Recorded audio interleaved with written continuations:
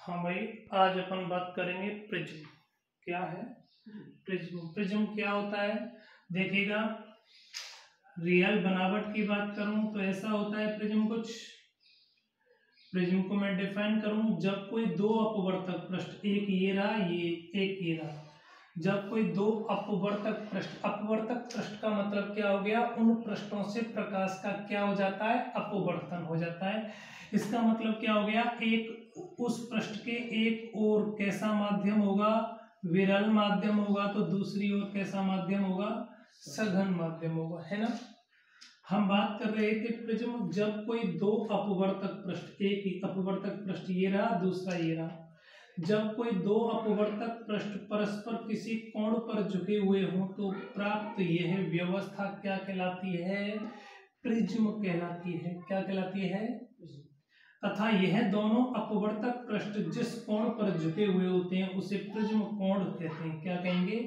Prism कोण कहेंगे। तो हम बात कर रहे थे प्रिज्म क्या है, जब कोई दो अपवर्तक पृष्ठ परस्पर किसी कोण पर झुके हुए हों, कम से कम कितने पृष्ठ हों, दो पृष्ठ हों, परस्पर किसी कोण पर झुके हुए हों तो प्राप्त व्यवस्था क्या कहलाती है, प्रिज्म कहलाती है। तथा यह दोनों अपवर्तक पृष्ठ जिस किसी कोण पर झुके हुए होते हैं उसे अपन प्रिज्म कोण कहते हैं। लेकिन मुझे प्रिज्म नहीं, प्रिज्म में अपवर्तन पढ़ना है, प्रिज्म में अपवर्तन पढ़ना है,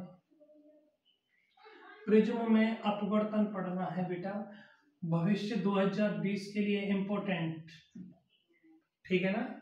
चलो, प्रिज्म में अपवर्तन देखो, मैं मान लेता हूं, माना मेरे पास कोई प्रिज्म ABC है।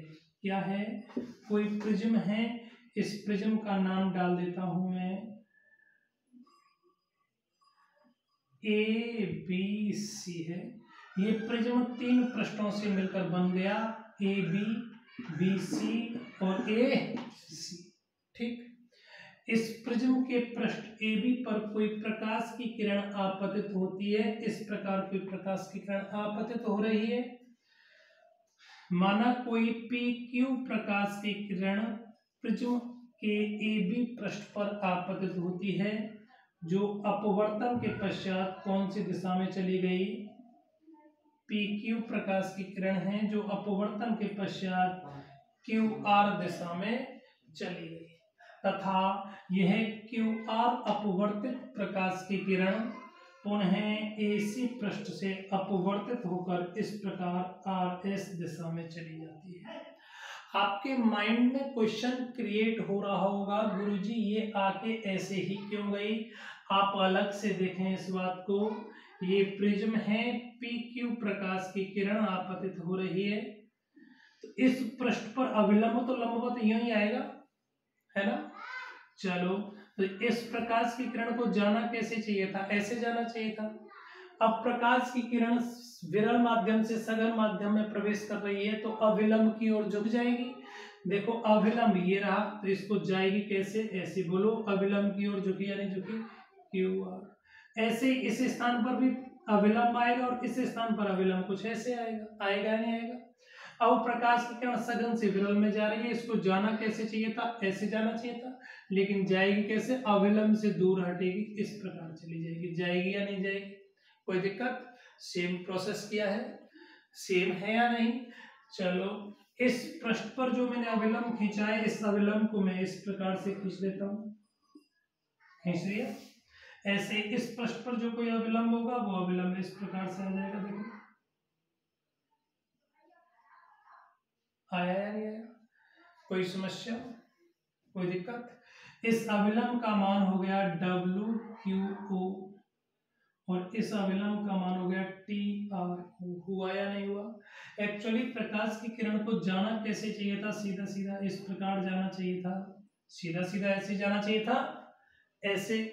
फाइनली गई कैसे, ऐसे। इसका मतलब इसको मैं पीछे की तरफ बढ़ा दूं तो ये वाला कोण क्या आ गया आपका, विचलन कोण आ गया। प्रकाश की किरण जिस कोण से विचलित हुई है, अपने पथ से डिस्टर्ब हुई है, वो कोण आ गया। ये वाला कोण क्या आ गया बेटा आपका, विचलन कोण। एक्चुअली इस पॉइंट को नाम दे देता हूं ये। यहां तक कोई समस्या हो तो बोलो बेटे। देखो यहां तक की बात को मैं लैंग्वेज के रूप में बोलता हूं। माना कोई प्रकाश की किरण PQ किसी प्रिज्म के पृष्ठ AB पर आपतित होती है, जो अपवर्तन के पश्चात QR दिशा में चली जाती है, तथा यह अपवर्तित किरण पुनः पृष्ठ AC से अपवर्तित होकर RS दिशा में गुजर जाती है। तब इन दोनों पृष्ठ AB तथा AC के अभिलंब WQO व TRO हैं, जो एक दूसरे को बिंदु O पर प्रतिच्छेद करते हैं। ठीक, कोई समस्या? तब इस प्रिज्म में आपतन, ये पॉइंट क्यों था, आपतन कोण, ये देखो आपतित प्रकाश की किरण और अभिलंब के मध्य कोण क्या हो गया, I1। आपतन कोण I1 है। इन वाले कोणों को मैं कोण R1 और R2 नाम दे देता हूं, इच्छित नाम दे रहा हूं। ठीक, और ये आपके पास में अविलंब निर्गत प्रकाश की किरण क्या हो गई, कोण I2 हो गई। हो ये नहीं हुई, कोई समस्या, कोई दिक्कत थोड़ी है यहाँ तक कि, यहाँ तक चले आगे। अब चलो मैं डेरिवेशन स्टार्ट करता हूं। देखो बेटा, मैं त्रिभुज ले लेता हूं, त्रिभुज QRO में, QRO में, ये यहाँ त्रिभुज, छोटा वाला त्रिभुज, त्रिभुज QRO में। बेटा वीडियो में एक चीज और बोल देता हूं, नोट्स में आपको इस स्थान पर गलती से त्रिभुज QRO की जगह क्या लिखा हुआ दिखेगा, कोण QRO दिखेगा, मतलब वो कोण नहीं है, क्या है, त्रिभुज है। ठीक है ना, आपको त्रिभुज लिखना है नोट्स में, त्रिभुज QRO में, QRO में, QRO में त्रिभुज के तीनों कोणों का योग कितना होता है, 180। मतलब तीन कोण R1, R2 और O, कोण ऑफ R1 प्लस कोण ऑफ R2 प्लस कोण O बराबर 180। समीकरण एक चतुर्भुज मुझे दिखाई दे रहा है AQOR, चतुर्भुज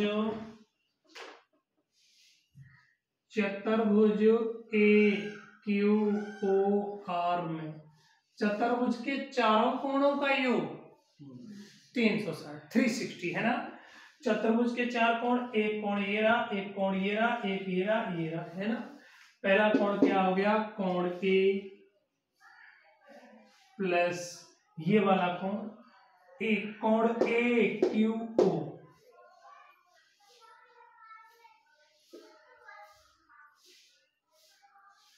कोण AQO प्लस नीचे वाला कोण कितना है, ये O प्लस ये वाला कोण कितना है, ORA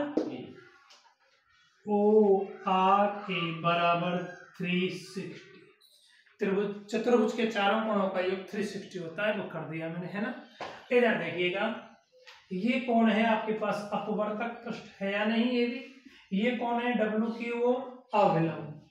अपवर्तक पृष्ठ और अभिलंब के मध्य कोण कितने डिग्री का होता है, 90। तो ये ऊपर की तरफ 90 तो नीचे की तरफ 90 होगा या नहीं होगा, मतलब AQO का मान कितना आएगा, 90, है ना। देखो कोण A प्लस इसका मान रख देता हूं मैं 90 प्लस कोण O प्लस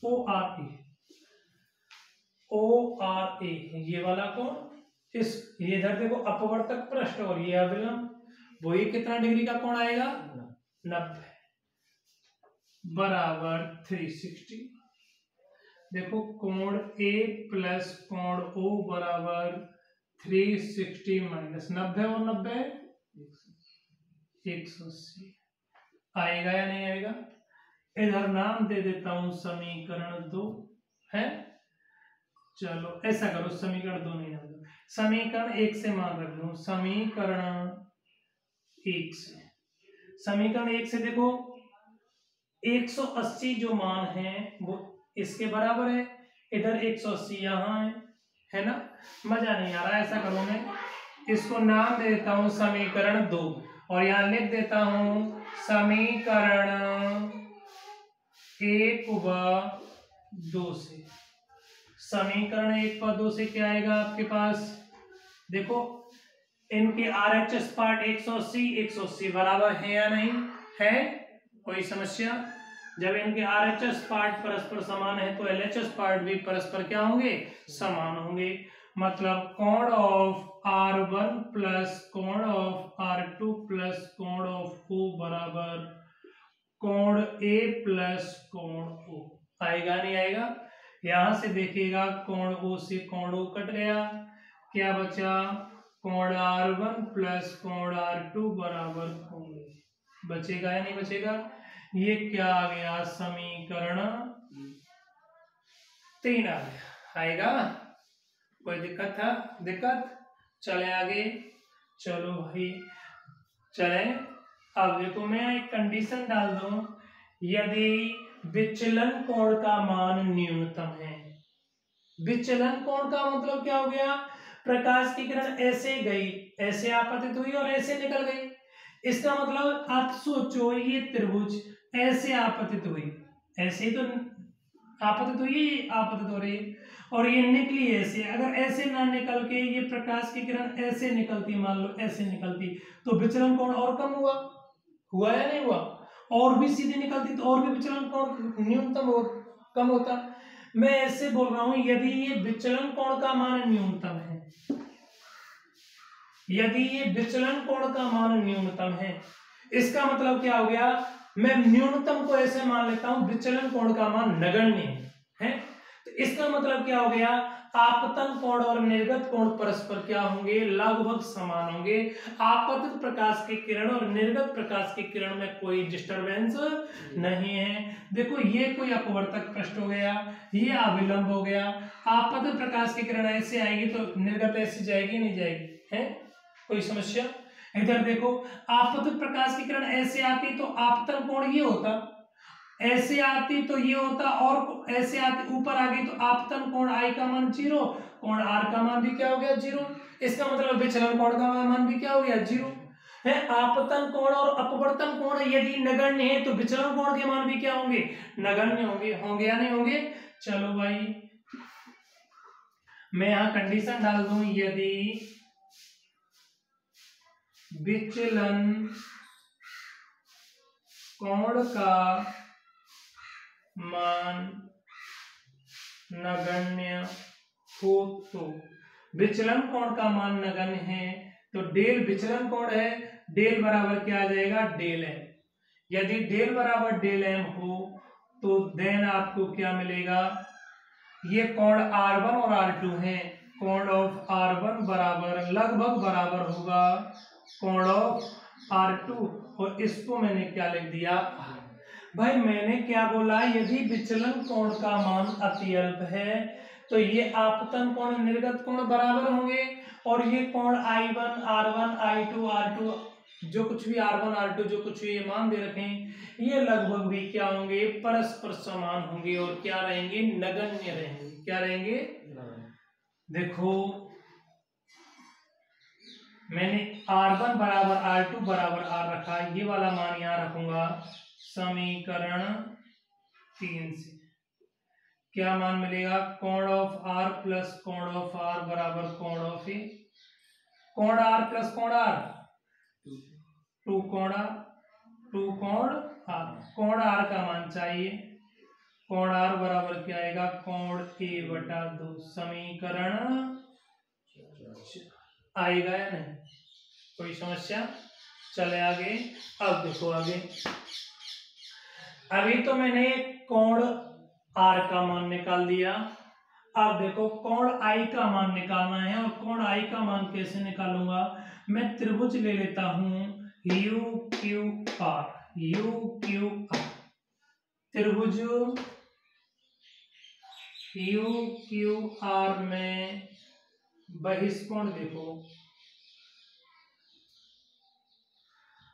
आप देखो UQR त्रिभुज कैसे बन रहा है, UQR ऐसे ही है क्या, बहिष्कोण यही है, हम जानते हैं बहिष्कोण का मान अंतः कोणों के कुल योग के बराबर होता है, उसके दोनों अंतः कोणों के कुल योग के देखो इस त्रिभुज में बहिष्कोण ये है तो अंतः कोण ये छोटे छोटे कोण आएंगे, आएंगे या नहीं आएंगे? तो यहां से मैं बोल दूं बहिष्कोण क्या हो गया, डेल। डेल बराबर क्या आएगा, कोण U Q R, U Q R, कोण यू क्यू आर प्लस ये छोटा वाला कोण, इसको लिख दूं U R Q, U R Q. आया या नहीं आया बेटा? ये छोटे वाले कोण हैं वो क्या हो गया, U Q R, U R हुए या नहीं हुए, बराबर बराबर हुए, वो इनके मान लिख दिए, नाम चले आगे। अब देखो बेटा कोण यू क्यू आर का मान चाहिए, थोड़ा ध्यान लगाना पड़ेगा। यू क्यू आर ये छोटा सा कोण है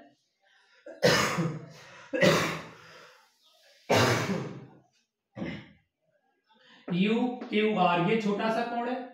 यदि इस पूरे कोण में से यहां से यहां तक कोण, इस पूरे कोण में से नीचे का कोण माइनस कर दूं तो ये आएगा या नहीं आएगा? आएगा। अब देखो ये अविलंब था आपका सीधा, ये आपतन प्रकाश की किरण प्रतिच्छेद यहां कर रहे हैं, तो ये वाला कोण और ये वाले कोण बराबर होंगे या नहीं होंगे?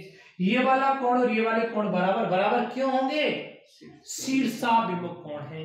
इसका मतलब क्या हो गया, ये वाला कोण I1 है तो ये पूरा बड़ा वाला कोण कितना होगा, I1।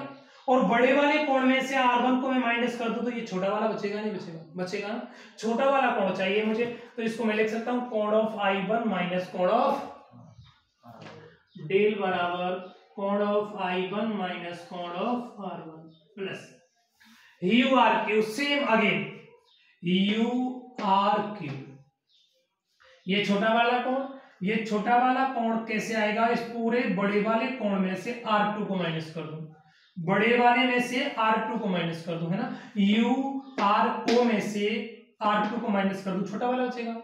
लेकिन देखो ये अविलंब सीधा, ये निर्गत प्रकाश की किरण यहां प्रतिच्छेद कर रहे हैं, तो ये शीर्षाभिमुख कोण होंगे, ये कोण I2 है तो ये पूरा कोण कितना होगा, I2 में से कितना माइनस कर दूं, R2, मतलब कोण ऑफ I2 माइनस कोण ऑफ R2 आएगा।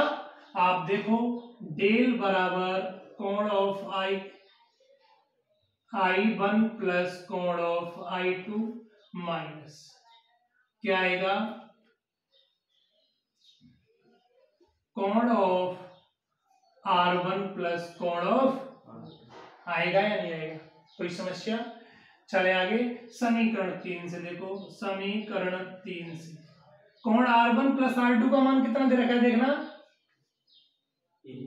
ए, मतलब डेल बराबर कोण ऑफ I1 प्लस कोण ऑफ I2 माइनस कोण ऑफ ए। समीकरण 3 से कोण ऑफ R1 प्लस कोण ऑफ R2 की जगह मैंने क्या लिख दिया, कोण ए लिख दिया। कोई समस्या? मैं पहले वाली वही न्यूनतम विचलन कोण की कंडीशन ले लेता हूं, न्यूनतम यदि विचलन कोण क्या है, न्यूनतम हो, तो विचलन कोण न्यूनतम होगा, इसका मतलब क्या हो गया, डेल जो कोण है वो डेल मिनिमम होगा, डेल बराबर डेल है, और यदि ऐसा होगा तो देन आपको क्या मिलेगा, देखो जो आपके पास R1 R2 आपस में लगभग बराबर एंड I1 I2 भी आपस में बराबर, देन कोण ऑफ I1 बराबर कोण ऑफ I2 बराबर कोण ऑफ I, है ना, ये लगभग बराबर है आपके। तो देखो नीचे मान रखो, I1 I2 की जगह क्या लिख दूं, I, मतलब डेल M बराबर कोण, बेटा डेल की जगह क्या लिख दिया, डेल M, कोण ऑफ I प्लस कोण ऑफ I प्लस कोण E, कोण I टू कोण I, अरे यार क्या आएगा यहाँ पर, माइनस, ये माइनस का है तो क्या आएगा, माइनस, कोई समस्या थोड़ी है। चलो अब देखो, डेल एम बराबर 2 कोण आई माइनस कोण ए, माइनस को इधर भेज दो, प्लस का आ जाएगा, मतलब 2 कोण आई बराबर डेल एम प्लस कोण ए। आएगा या नहीं आएगा? सही है, पहले वाला ही लफड़ा हो जाता। चले आगे, अब आगे देखो, कोण ऑफ आई बराबर डेल एम प्लस कोण ए बटा 2, ये किसका मान आ गया? कोण आई का मान आ गया। इसको समीकरण 5। बेटा हम पढ़ रहे थे प्रिज्म में अपवर्तन, श्योर अपवर्तन का सूत्र लागू करना पड़ेगा।